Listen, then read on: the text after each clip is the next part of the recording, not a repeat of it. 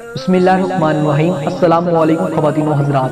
اللہ تعالیٰ نے حضرت یوسف علیہ السلام کی شان میں ایک مکمل صورت نازل فرمائی ہے تاکہ لوگ اس میں غور و فکر کریں اور اس میں بیان کردہ حکمتوں، نصیحتوں اور آداب کو سمجھیں۔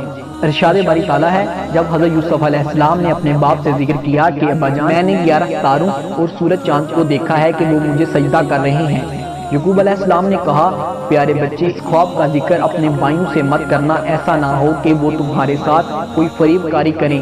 شیطان تو انسان کا کھلا دشمن ہے اور اسی طرح تجھے پروردگار برگزیدہ کرے گا اور تجھے معاملہ فہمی بھی سکھائے گا اور بھرپور انداز میں اپنی نعمتوں سے تجھے نوازے گا، اور یعقوب کے گھر والوں کو بھی، جیسا کہ اس نے اس سے پہلے تمہارے دادا اور تمہارے پردادا یعنی کہ ابراہیم و اسحاق کو بھی بھرپور نعمتوں سے نوازا۔ یقیناً تمہارا رب بہت علم والا اور حکمت والا ہے۔ پیچھے بیان کیا جا چکا ہے کہ یعقوب علیہ السلام کے 12 بیٹے تھے، جن میں سب سے معزز اور افضل یوسف علیہ السلام تھے۔ اکثر علماء کی رائے یہ ہے کہ ان تمام میں سے حضرت یوسف علیہ السلام ہی نبی تھے۔ آپ کے واقعہ میں جو کردار بیان کیا گیا ہے یہ اس بات کی کرتا ہے۔ البتہ جن حضرات نے حضرت یوسف علیہ السلام کے بھائیوں کے لیے بھی نبوت ثابت کی، ان کی مصدر یہ آیت ہے، اے مسلمانوں، تم سب کہو کہ ہم اللہ پر ایمان لائے اور اس چیز پر ایمان لائے جو ہماری طرف سے اتاری گئی، اور جو چیز ابراہیم، اسماعیل، اسحاق، یعقوب اور ان کی اولاد پر اتاری گئی۔ یوسف علیہ السلام کے نبی ہونے کی تائید اس بات سے ہوتی ہے کہ باقی تمام بھائیوں کی نبوت کا کتاب و سنت میں کہیں بھی ذکر نہیں لکھا ہوا۔ مفسرین نے بیان کیا ہے کہ یوسف علیہ السلام نے بچپن میں خواب دیکھا کہ 11 ستارے اور سورج اور چاند آپ کے لیے سجدہ ریز ہیں۔ 11 ستاروں سے مراد آپ کے 11 بھائی اور سورج اور چاند سے مراد آپ کے والدین۔ آپ گھبرا گئے اور بیدار ہونے کے بعد اپنے والد کو یہ خواب سنایا۔ وہ سمجھ گئے کہ یہ بڑا ہو کر کسی عظیم مقام پر فائز ہوگا اور اس کے بھائی اور والدین اس کے سامنے جھک جائیں گے، لہٰذا انہوں نے آپ کو یہ خواب چھپانے کی نصیحت کی تاکہ آپ کے بھائی آپ سے حسد کرنے کی وجہ سے آپ کو کوئی نقصان نہ پہنچا دیں۔ اسی لیے کہا جاتا ہے کہ مقصد میں کامیابی کے لیے اپنی ترقی کے کام چھپا کر رکھو، کیونکہ ہر نعمت والے پر حسد کیا جاتا ہے۔ ارشاد باری تعالیٰ ہے، یقیناً یوسف اور اس کے بھائیوں میں دریافت کرنے والوں کے لیے بڑی نشانیاں ہیں، جبکہ انہوں نے کہا کہ یوسف اور اس کے بھائی ہماری نسبت باپ کو زیادہ پیارے ہیں، حالانکہ ہم طاقتور جماعت ہیں، بلا شبہ ہمارے والد صاحب غلط رستے پر ہیں۔ یوسف کو قتل کر دو یا اسے کسی ایسی گمنام جگہ پر چھوڑ دو تاکہ تمہارا والد تمہاری طرف رخ کر جائے اور تم نیک بن جاؤ۔ ان میں سے ایک نے کہا کہ یوسف کو قتل نہ کرو بلکہ کسی اندھے کنویں میں پھینک آؤ تاکہ اسے کوئی قافلہ اٹھا کر لے جائے۔ اگر تم کچھ کرنا چاہتے ہو تو یہ کرو۔ اللہ تعالیٰ نے اس قصے کی نشانیوں، حکمتوں، نصیحتوں اور دلیلوں کی طرف توجہ دلائی ہے۔ پھر یہ ذکر کیا ہے کہ یوسف علیہ السلام اور ان کے بھائی اس سے حسد کرتے تھے کیونکہ ان کا باپ ان دونوں سے زیادہ محبت کرتا تھا۔ ان کا گمان تھا کہ زیادہ محبت کے مستحق تو ہم ہیں کیونکہ ہم ایک طاقتور جماعت ہیں۔ پھر انہوں نے باہم مشورہ کیا کہ والد کی توجہ اور محبت حاصل کرنے کے لیے یا تو یوسف کو قتل کر دیں یا پھر اسے دور چھوڑائیں جہاں سے وہ واپس نہ آ سکے، اور بعد میں توبہ کر لیں گے۔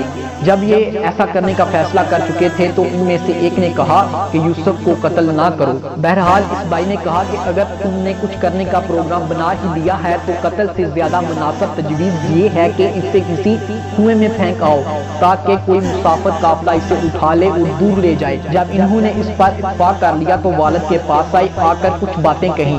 انہوں نے والد سے مطالبہ کیا کہ وہ یوسف علیہ السلام کو ان کے ساتھ بھیج دیں، اور ظاہر یہ ہے کہ وہ بھی ان کے ساتھ بکریاں چرائے گا، کھیلے کودیں گے، لیکن ان کے دل میں فریب چھپا ہوا تھا جس کا اللہ تعالیٰ کو بخوبی علم تھا۔ میں تو لمحہ بھر کے لیے بھی اسے خود سے جدا نہیں کر سکتا، مجھے یہ خدشہ ہے کہ تم کھیل کود میں مصروف ہو جاؤ گے اور اسے کوئی بھیڑیا کھا جائے گا، یہ چھوٹا ہونے کی وجہ سے اپنا دفاع نہ کر پائے گا۔ انہوں نے جواب میں کہا، اگر ہم جیسی طاقتور جماعت کی موجودگی میں اسے کوئی بھیڑیا کھا جائے تو پھر ہم بہت بڑے نکمے ہیں۔ ان کے اصرار پر بلاخر حضرت یوسف علیہ السلام نے ان کے ساتھ بھیج ہی دیا۔ جب وہ والد کی آنکھوں سے اوجھل ہوئے تو انہوں نے حضرت یوسف علیہ السلام کو گالیاں دینی شروع کر دی اور ذلیل کرنے لگے، اور یہی طے کر لیا کہ اسے کنویں کی تہ میں موجود پتھروں پر رکھ دیں گے۔ کنویں کی تہ میں پتھر اس لیے ہوتا ہے کہ کم پانی کی صورت میں کوئی شخص نیچے اتر کر اس پر کھڑا ہو اور خود ڈول میں پانی بھرے، پھر کنویں کے باہر کھڑا شخص رسی کے ساتھ ڈول کو کھینچ لے۔ جب انہوں نے آپ کو کنویں میں پھینک دیا تو اللہ تعالیٰ نے آپ کی طرف وحی بھیجی کہ اس مصیبت سے آپ کو ضرور نجات دی جائے گی، اور ان قریب وہ وقت آنے والا ہے جب آپ اپنے بھائیوں کو اس کی خبر دیں گے تو وہ آپ کے محتاج اور آپ کے خائف ہوں گے، لیکن انہیں علم نہیں ہوگا۔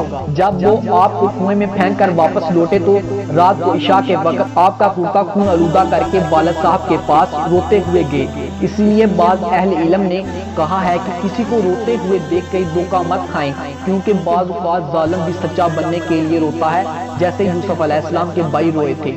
عشاء سے معلوم ہوتا ہے کہ وہ رات کے اندھیرے میں آئے تھے تاکہ ان کی فریب کاری کا پردہ پڑ جائے۔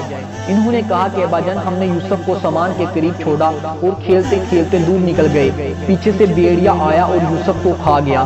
ساتھ یہ بھی کہا کہ اگرچہ ہم سچے ہیں مگر آپ ہمارا یقین نہیں کریں گے، یعنی کہ آپ کو ہم پہ اعتبار ہوتا تب بھی آپ ہمارا یقین نہ کرتے، اب تو ہم ویسے بھی مشکوک ہیں تو اب آپ ہمارا یقین کیسے کریں گے؟ آپ کو تو پہلے ہی اندیشہ تھا کہ اسے کہیں بھیڑیا نہ کھا جائے اور ہم نے اس کی حفاظت کی ذمہ داری اٹھائی، لیکن آپ تب بھی ہم پر اعتبار نہیں کر رہے تھے، لہٰذا ہمیں سچا نہ سمجھنے میں آپ واقعی مضر ہیں۔ پھر اپنے جھوٹ کو ثابت کرنے کے لیے بطور دلیل یوسف علیہ السلام کا خون آلودہ کرتا پیش کر دیا۔ یہ جھوٹا خون تھا کیونکہ انہوں نے بکری کا بچہ ذبح کر کے اس کا خون یوسف علیہ السلام کے کرتے کو لگا دیا تاکہ یہ معلوم ہو کہ اسے بھیڑیا کھا گیا ہے، لیکن انہیں کرتا پھاڑنے کا خیال نہ آیا۔ جب ان پر شک کی علامات ظاہر ہو گئی تو باپ کو صورتحال سمجھ میں آ گئی۔ آپ کو پہلے سے ہی علم تھا کہ وہ یوسف علیہ السلام سے حسد کرتے ہیں کیونکہ وہ آپ کو باقی بھائیوں سے زیادہ محبوب تھے، اور آپ بچپن میں ان کی عظمت کی نشانیاں بھی دیکھ چکے تھے، اور آپ جان چکے تھے کہ اللہ تعالیٰ انہیں شرف نبوت سے نوازنا چاہتے ہیں۔ بہرحال انہوں نے یوسف علیہ السلام کو کنویں میں پھینکا اور جھوٹی کہانی بنا کر والد کو سنا دی۔ اسی لیے یعقوب علیہ السلام نے کہا، بلکہ تم نے اپنے دل سے یہ بات بنا لی ہے، بس صبر ہی بہتر ہے، تمہاری بنائی ہوئی جھوٹی باتوں پر اللہ تعالیٰ سے ہی مدد کی طلب ہے۔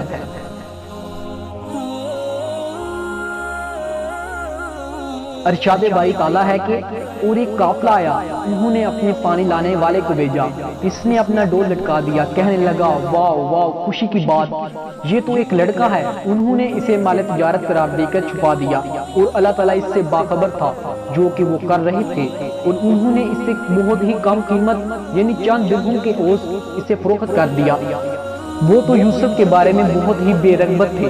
مصر والوں میں سے جس نے اسے خریدا تھا، اس نے اپنی بیوی سے کہا اسے بہت زیادہ عزت و احترام کے ساتھ رکھو، بہت ممکن ہے کہ یہ ہمیں فائدہ پہنچا سکتا ہے یا پھر ہم اسے اپنا بیٹا بنا لیں۔ یوں ہم نے مصر کی سرزمین میں یوسف کے قدم کو جما دیا اور ہم نے خواب کی تعبیر کا علم سکھا دیا۔ اللہ اپنے ارادوں پر غالب ہے، لیکن اکثر لوگ بے علم ہوتے ہیں، اور جب وہ اپنی جوانی کو پہنچا تو ہم نے اسے قوت، فیصلہ اور علم دیا۔ ہم نیکوکاروں کو اسی طرح بدلہ دیتے ہیں۔ ان آیات میں اللہ تعالیٰ نے فرمایا کہ کنویں میں پھینکے جانے کے بعد یوسف علیہ السلام کے ساتھ کیا ہوا۔ آپ اللہ کی مدد کا انتظار کر رہے تھے کہ ایک قافلہ آیا۔ قافلے والوں کا سامان تجارت پستہ صنوبر بن کا پھل تھا۔ انہوں نے کنویں سے پانی لانے کے لیے ایک آدمی کو بھیجا، اس نے کنویں میں ڈول ڈالا تو یوسف علیہ السلام اس کے ساتھ لٹک آئے اور یوں باہر آ گئے۔ جب اس نے آپ کو دیکھا تو اپنے ساتھیوں سے پکار کر کہا، خوشخبری خوشخبری، اس نے آپ کو بھی سامان تجارت کا ایک حصہ مقرر کر دیا۔ مگر اللہ تعالیٰ آپ کے بھائیوں کی کارستانی اور قافلے والوں کی حقیقت سے بخوبی باخبر تھا، لیکن اس کے باوجود بھی اللہ تعالیٰ نے حالات کا رخ نہ بدلا، کیونکہ اس میں اللہ کی بہت بڑی حکمت تھی۔ اس غلام بچے کی وجہ سے ان قریب اہل مصر پر اللہ کی رحمت نازل ہونے والی تھی، اور ان کے تمام امور حکومت اس کے سپرد ہونے والے تھے، اور وہ ان کے لیے دنیا اور آخرت کی خیر کا سبب بننے والا تھا۔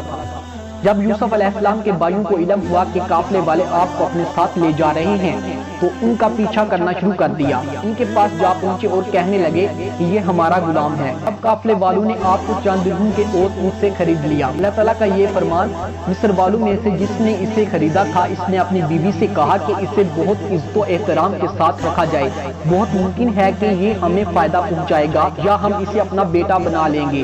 در حقیقت حضرت یوسف علیہ السلام پر اللہ تعالیٰ کی خاص مہربانی اور رحمت کا اظہار تھا کہ وہ اسے دنیا اور آخرت کی خیر سے نوازنا چاہتا تھا۔ مصر میں آپ کو خریدنے والا عزیز مصر یعنی وزیر خزانہ تھا۔ ابن اسحاق رحمۃ اللہ علیہ نے اس کا نام اطفیل اور اس کی بیوی کا نام رائل بتایا ہے۔ بعض نے اس کی بیوی کا نام زلیخا بھی ذکر کیا ہے، لیکن ظاہر ہے کہ یہ اس کا لقب تھا۔ ابن اسحاق رحمۃ اللہ علیہ نے ابن عباس رضی اللہ تعالی عنہ سے بیان کیا ہے کہ یوسف علیہ السلام کو مصر میں لا کر فروخت کرنے والا مالک بھی زائر تھا۔ ابن اسحاق رحمۃ اللہ علیہ نے ابن مسعود رضی اللہ تعالی عنہ سے نقل کیا کہ لوگوں میں سے زیادہ فہم و فہرست کے مالک 3 افراد ہیں۔ ایک عزیز مصر، جب اس نے یوسف علیہ السلام کے متعلق اپنی بیوی سے کہا کہ اسے عزت کے ساتھ رکھو۔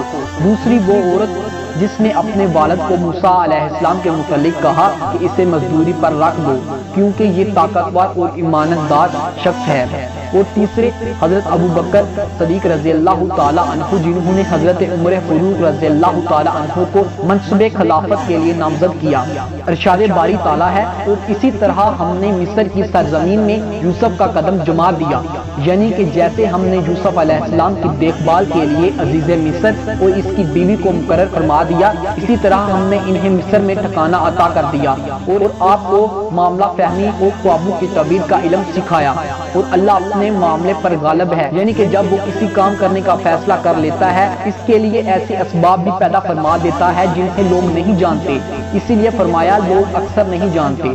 اور فرمایا کہ جب وہ اپنی پختہ عمر کو پہنچے تو ہم نے انہیں علم و حکمت عطا کیا۔ معلوم یہ ہوا کہ سابقہ تمام واقعات اس پختہ عمر سے پہلے پیش آئے، اور یہ عمر 40 برس ہے، کیونکہ اللہ تعالیٰ اپنے نبیوں کو اس عمر میں شرف نبوت سے نوازتے ہیں۔ پختہ عمر کے متعلق بھی مختلف اقوال ہیں، مثلا 18 سال، 20 سال، 30 سال، 33 سال اور 40 سال وغیرہ۔